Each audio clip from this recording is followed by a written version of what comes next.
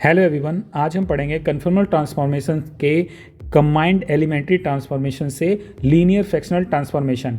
Very interesting topic है ये। इसको हम बाइलिनियर ट्रांसफॉर्मेशन भी कहते हैं और इसको मोवियस ट्रांसफॉर्मेशन भी कहते हैं, क्योंकि एक मैथमेटिशियन मोवियस ने इसको सबसे पहले डिफाइन किया था। तो इसको मोवियस ट्रांसफॉर्मेशन भी कहते हैं और मोस्टली इसको बाइलिनियर ट्रांसफॉर्मेशन के नाम से ये बहुत ही जाना जाता है। तो चलिए इसकी मैथमेटिकल एक्सप्लेनेशन देखते हैं। The transformation T defined by W is equals to T of Z बोल रहे हैं क्योंकि ये Z का फंक्शन है W में। W भी Z में फंक्शन होगा और वैसे ही एक ट्रांसफॉर्मेशन का टाइप है, इसीलिए हम T of Z बोल रहे हैं, एक फंक्शन इन Z। इसको डिफाइन किया जाएगा AZ प्लस बी। ध्यान रखने वाली बात है, ए Z plus B upon C Z plus D के फॉर्म में। ऐसा अगर कोई ट्रांसफॉर्मेशन है तो इसको बाइलिनियर ट्रांसफॉर्मेशन कहते हैं। लेकिन यहाँ पर ए बी सी डी क्या होंगे, तो लिखेंगे A B C D are complex constant. यहाँ पर A B C D complex constant होंगे और साथ ही एक टर्म जिसको हम डिटर्मिनेंट कहते हैं इसका, वो डिटर्मिनेंट क्या होता है, A D minus B C. A D minus B C की वैल्यू कभी भी ज़ीरो के बराबर नहीं होनी चाहिए, यानी कि not is equals to zero भी इसके साथ साथ होना चाहिए। तो ऐसे ट्रांसफॉर्मेशन को हम कहते हैं, यानी कि यहाँ पर लिख सकते हैं this transformation called bilinear transformation, और इसको फ्रैक्शनल लीनियर फ्रैक्शनल ट्रांसफॉर्मेशन भी कहा जाता है। लीनियर फ्रैक्शनल ट्रांसफॉर्मेशन, इसमें दो लीनियर ट्रांसफॉर्मेशन का फ्रैक्शन है, इसीलिए इसको लीनियर फ्रैक्शनल ट्रांसफॉर्मेशन भी कहते हैं। और तीसरा इनके मैथमेटिशियन नेम पर पड़ा हुआ है जिसने सबसे पहले इसको डिफाइन किया है, इसीलिए इसको मोवियस ट्रांसफॉर्मेशन भी कहते हैं। मोवियस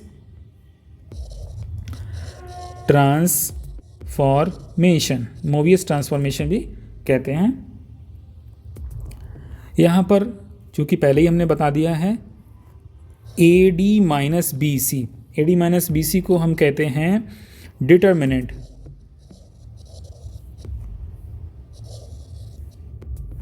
determinant of transformation,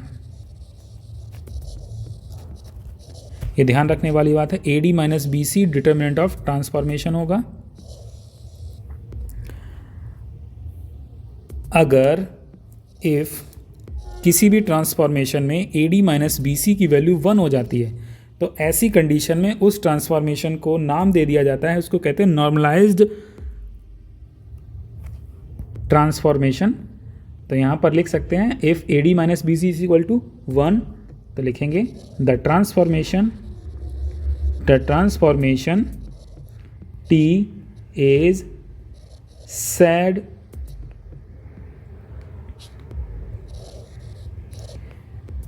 to be normalized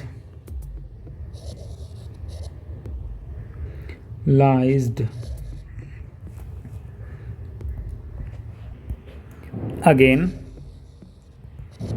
transformation फिर से लिखते हैं। W is equals to T of Z is equals to A Z plus B upon C Z plus D. इसके साथ थोड़ा सा एक्सपेरिमेंट करते हैं, तो इसको लिख सकते हैं मल्टीप्लाई करके C Z W plus D W is equals to A Z plus B लिखा जा सकता है, या इसको लिख सकते हैं C Z W plus D W minus A Z minus B is equals to 0। एक लीनियर इक्वेशन जैसा मिला है, जो कि लीनियर इक्वेशन किस में है, ये लीनियर इक्वेशन यहाँ पे लिख सकते हैं linear in both Z, W। यहाँ पर लीनियर है Z और W दोनों में, इसीलिए इस ट्रांसफॉर्मेशन को हम बाइलिनियर ट्रांसफॉर्मेशन कहते हैं। दिस इम्प्लाई दैट करके लिख सकते हैं 8 is कॉल्ड बाइलिनियर ट्रांसफॉर्मेशन। चूंकि हमारा bilinear transformation W is equals to T Z A Z plus B upon C Z, यानी W एक तरफ है और दूसरा पार्ट जो कि Z के टर्म में है, इसको हम सॉल्व करते हैं और W को एक तरफ और पूरा पार्ट W के टर्म में निकालते हैं। तो ऐसे ट्रांसफॉर्मेशन को कैसे निकालेंगे, अगर सॉल्व करते हैं इसको, तो यहाँ से Z एंड Z के टर्म को कॉमन ले लेंगे, तो CW minus A of Z is equals to बाद बाकी सारे टर्म B माइनस DW इधर आ जाएगा, या इसको सॉल्व कर लेते हैं। Z is equals to minus DW plus B upon CW minus A। तो यहाँ पर पूरा ट्रांसफॉर्मेशन W के टर्म में हमारा ट्रांसफॉर्म हो गया है। तो ऐसे इस ट्रांसफॉर्मेशन को हम inverse transformation of bilinear transformation कहेंगे। तो यहाँ पे ले सकते हैं, so the inverse transformation T inverse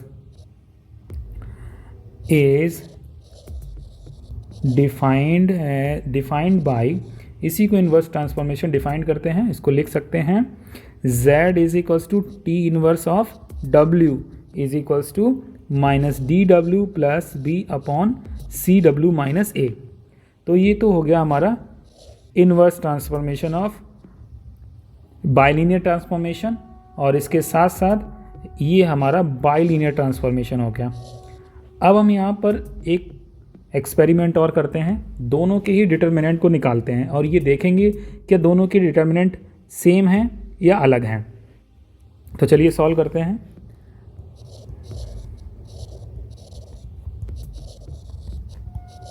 determinant of T inverse W, determinant क्या होता है, AD माइनस BC।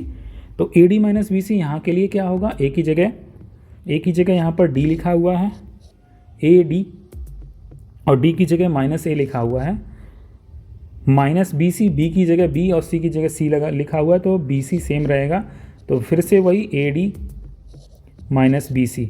तो एक चीज़ यहाँ से क्लियर हुई, वो क्या, is equals to determinant of TZ। तो यहाँ से क्लियर हुआ कि डिटर्मिनेंट ऑफ